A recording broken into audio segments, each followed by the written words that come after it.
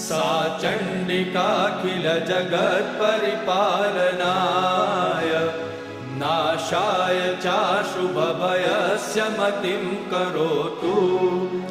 या श्रीस्वयं सुकृतिनां भवनेष्वलक्ष्मी